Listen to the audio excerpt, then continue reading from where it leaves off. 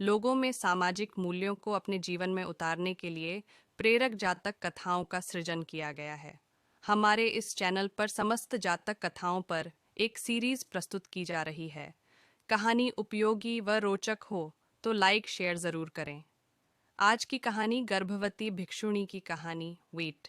एक समय राजगीर में एक धनिक दंपत्ति अपनी इकलौती पुत्री के साथ बड़े प्रेम से रहते थे। उनकी पुत्री सती करुणामयी और बहुत ही गुणवान थी। एक दिन उसके मन में भिक्षुणी बनने की इच्छा प्रबल हुई।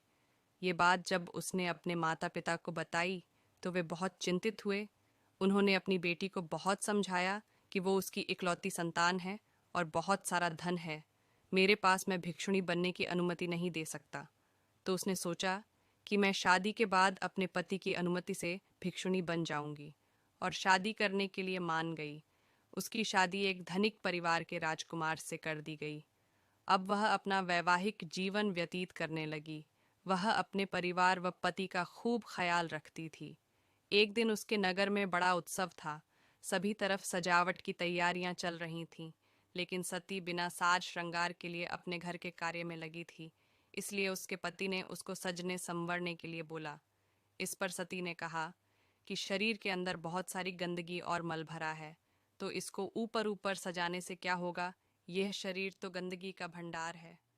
उसकी ये बातें सुनकर उसके सेठ पति ने कहा कि अगर ऐसा है तो तुम्हें भिक्षुणी बन जाना चाहिए, क्योंकि इतना त्याग तो वही कर सकती हैं।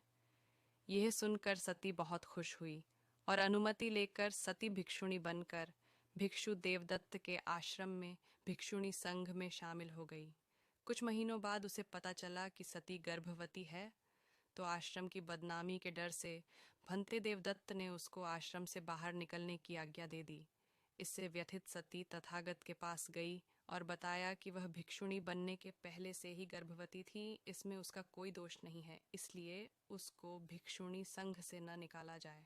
तथागत ने एक सभा बुलाई। अगले ही दिन सभा में कौशल नरेश प्रसेनजित, दानवीर अनाथ पिंडक, अरहत भिक्षुणी विशाखा और कौशल नगर के गणमान्य लोग उपस्थित हुए।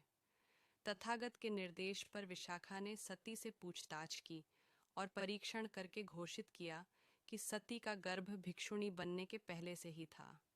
इस पर तथागत ने सती को भिक्षुणी संघ में रहने की अनुमति दे दी। कुछ महीनों बाद उचित समय पर सती ने एक सुंदर पुत्र को जन्म दिया।